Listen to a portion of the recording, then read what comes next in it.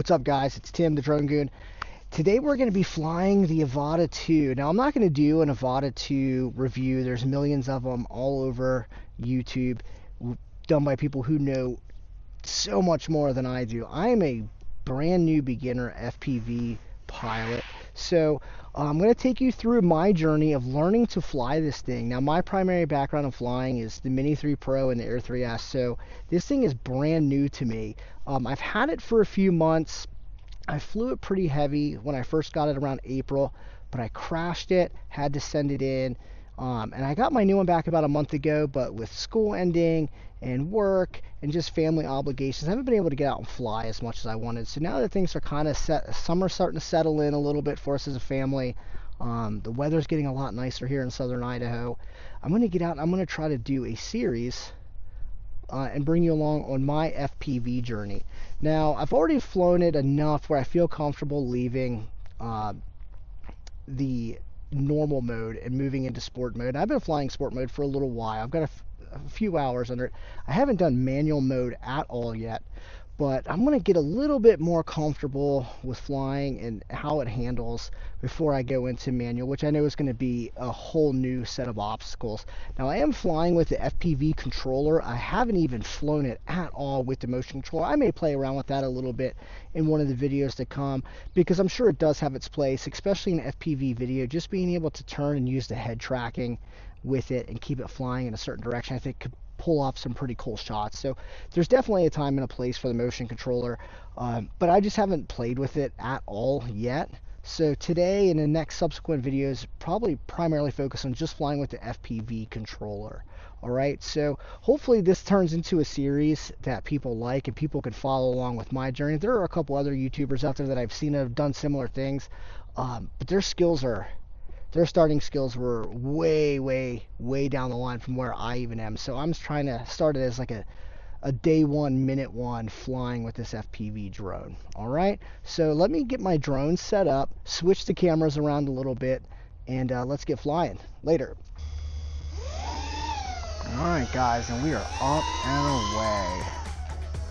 So I'm going to adjust my camera tilt down a little bit, so you guys might be able to hear in the background. We do have a municipal airport right next door. I am not in their traffic pattern. It's mostly crop dusters and little Cessnas, but I doubt I'll even break 100 feet here. So as you guys can see, right now I'm in normal mode. Adjust my goggles a little bit, make them tight. Let's switch it over to sport, and let's go have some fun.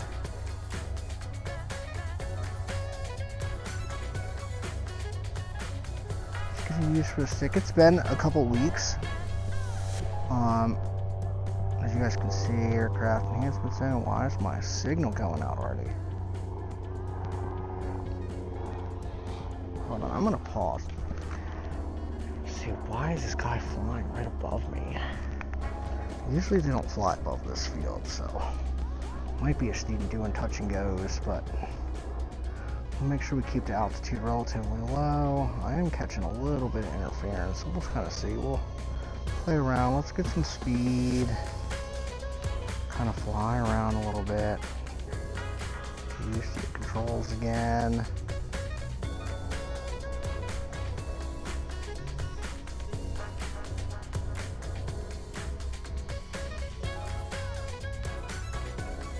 And you will keep seeing that little aircraft enhanced warning area sign pop up like it just did.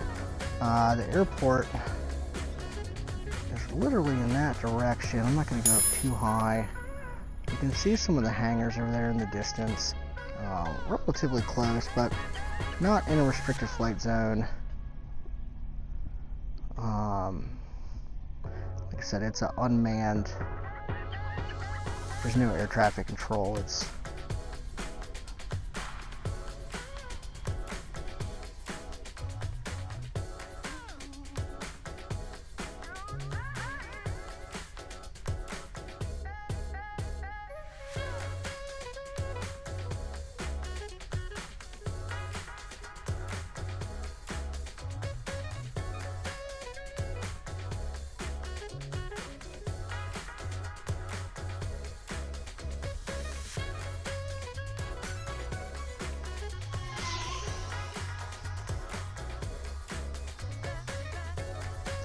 So I'm probably going to spend a good chunk of probably this first battery just trying to play around a little bit, get a feel for the controls again. Like I said, it's probably been close to a month maybe since I've really even flown at all. So trying to knock a little bit of the rust off and just kind of play around a little bit. Early lesson that I learned the hard way is this is a place where I was flying quite a bit, and see, we'll get real kind of close to these guys, take a quick little look at them. One of these guys is well, I wouldn't say responsible, I'm responsible, but that's what I crashed into. There's a little youth soccer post. That's what I crashed into. I hit that cross beam head on, full speed, and didn't break my camera. Did knock my ND filter off, but it looked like it may have smashed up one of the control boards on the inside pretty well. So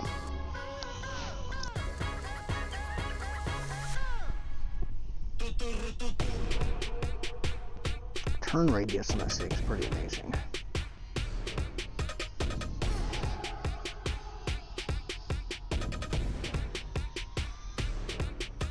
Not as good going to the left as I am going to the right.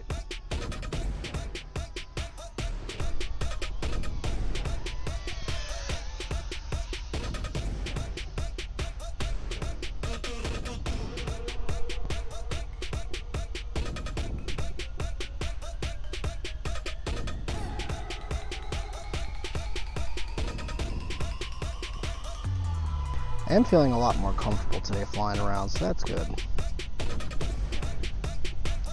Alright, let's give it a shot with these soccer nets, see if I can make it through today.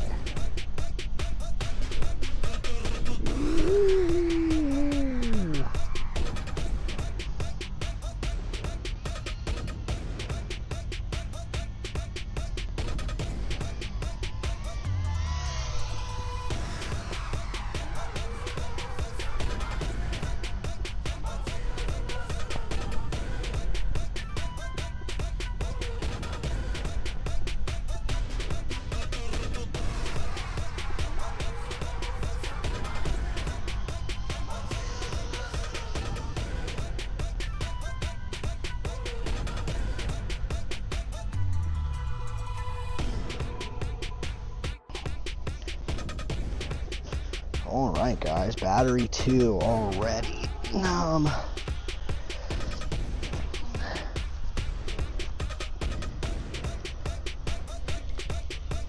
One thing that I can say with the Avata 2 compared to what I'm used to with, like, say, my Mini 3 Pro with the plus batteries and my Air 3S.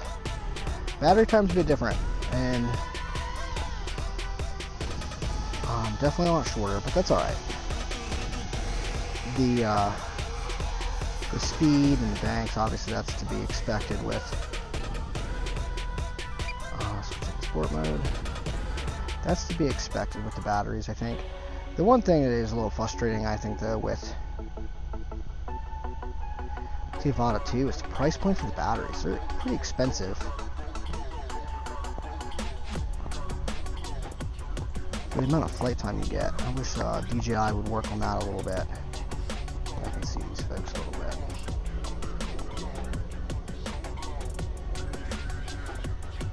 There they are. Okay. Let's stay away from them a little bit.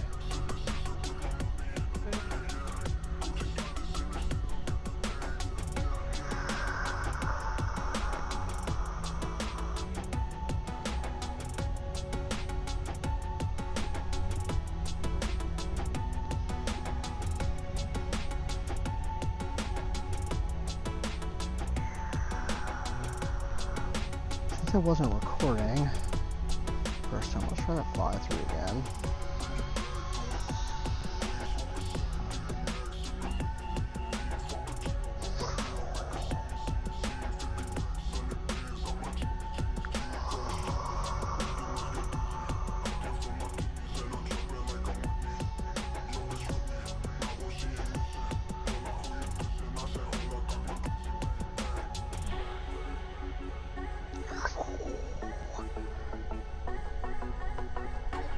Sorry for the sound effects.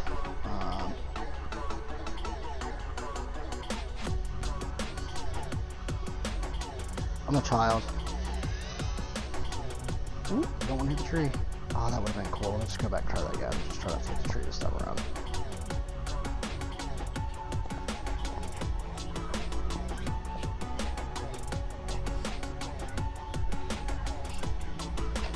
Let me stop and see what angle I want to come in at. So I'm avoiding that tree. This looks pretty good. Let's try here. Bring it down. Oh yeah, that was pretty nice.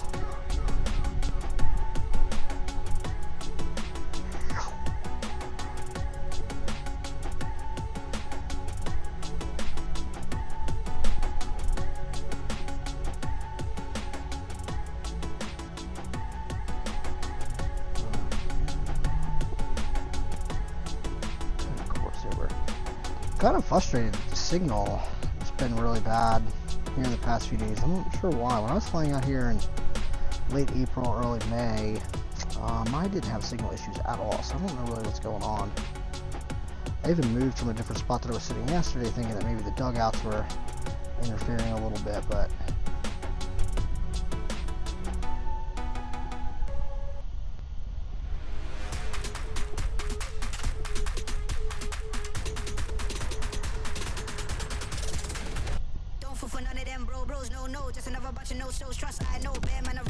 definitely not as cool as a lot of things that I'm sure you see on other people's channels. I'm just not there yet. Maybe one day I'll be flying some cool stuff. But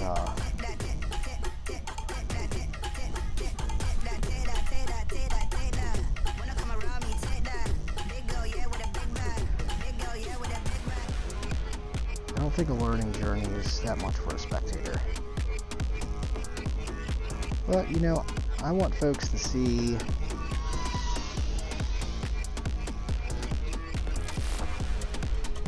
the journey sometimes and the struggles that I'm going through flying a drone. Because I'm just a monkey with a controller. And maybe they won't feel so bad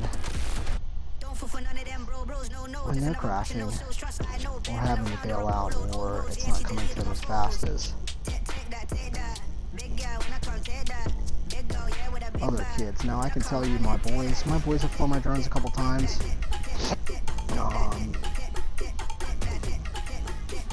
My 15-year-old, my 13-year-old have. And they're a lot better right out the gate. I don't know if they just spend a little bit more time playing video games than I did as a kid.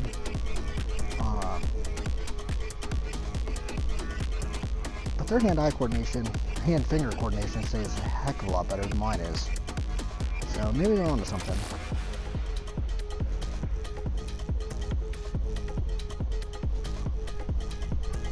Let's try another fly through. Let's see what we can. Isn't there anything cool to kind of shake it up? Let's see. Let's go crisscross. And then kick it back. I'm gonna try to do a 90-degree right up. Ooh! Damn it. Alright guys, well, I just crashed. Everything appears to be okay. There's a little stress crack there. Definitely a prop. Little scuffs here and there. I hit it pretty hard. It knocked the battery out.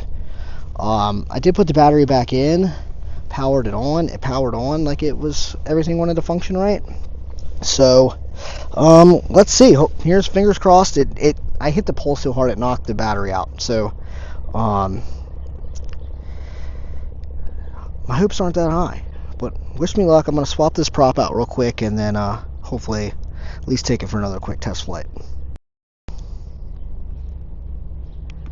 Alright guys, I don't know. I'm going to have to go back and play. So I put the new blade on. I don't know. I can't really tell. That doesn't look like it's... There we go. But as you can see,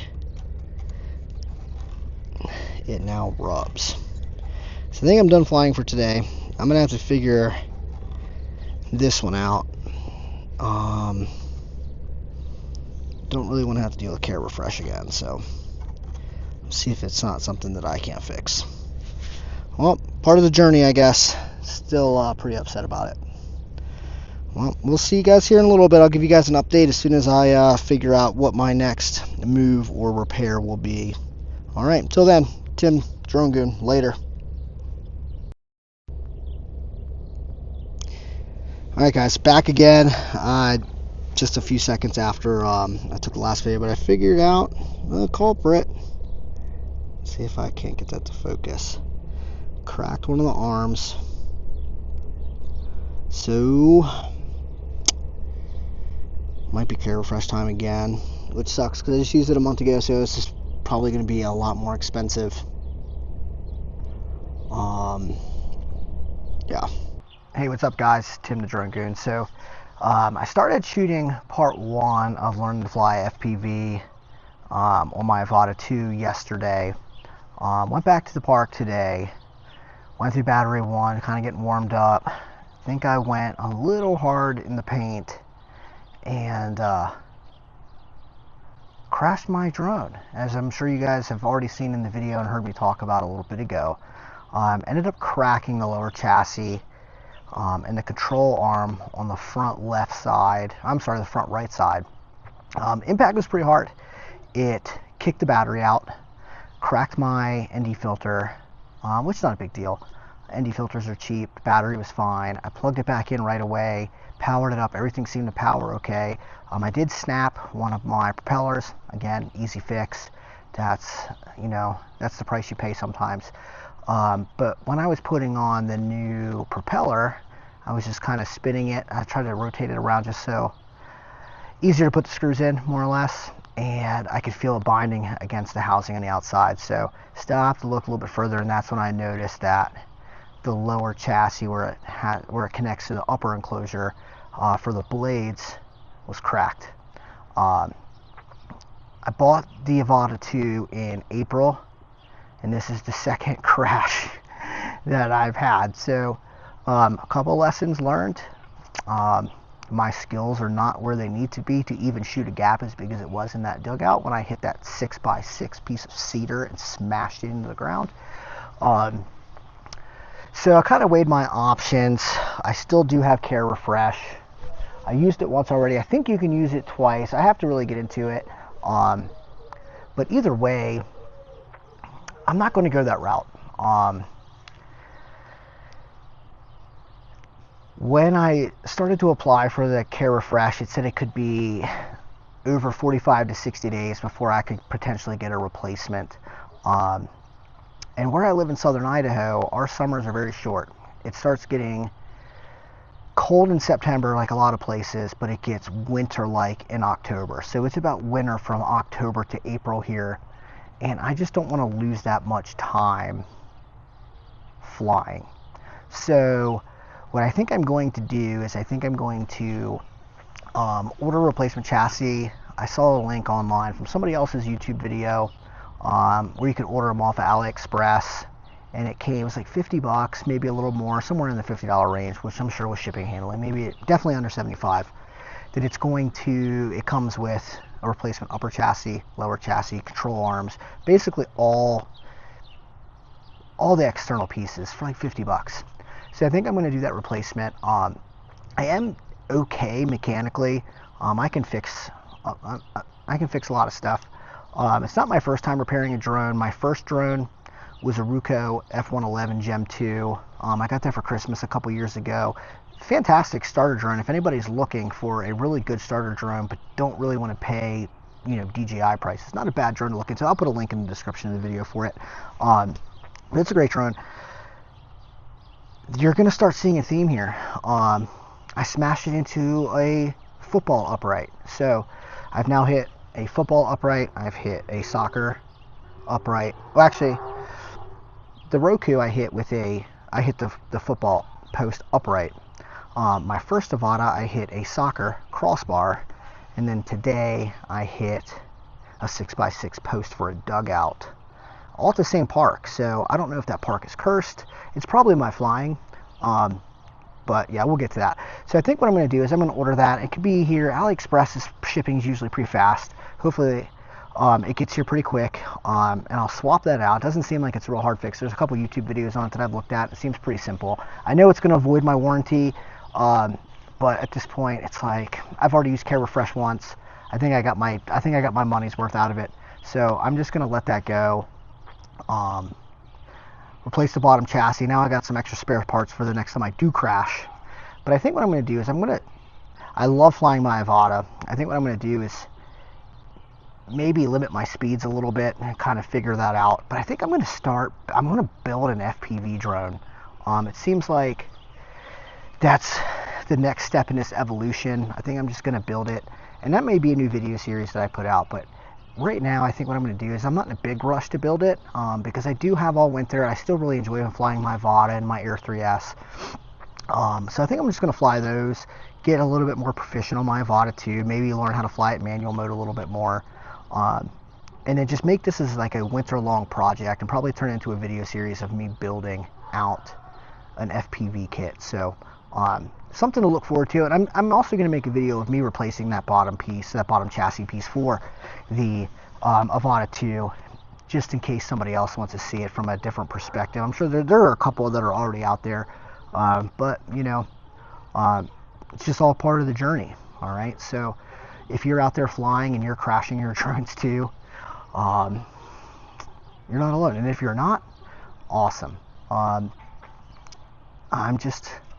Sometimes I get a little too over self-confident in my abilities, and I'm sure there can be other people, hopefully other people out there watching, be like, how did you miss that gap? It's probably at least 6 feet by 6 feet. Well,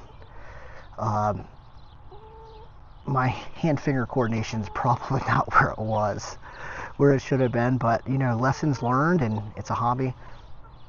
I don't know if you hear my chickens in the background. I'm sitting outside right now waiting for them to go to bed so I can go upstairs and start settling in for the night. Post shower, that's why I'm looking kind of weird. I look weird a lot though. I look homeless a lot of times, my wife likes to say. So but continue on with the journey along with me. It may be a couple weeks before I put out the part 2, because I don't have any footage of it yet because my drone is in op right now. But stay tuned, stay with me, and thanks for coming along on the journey. All right, Drone Goon out.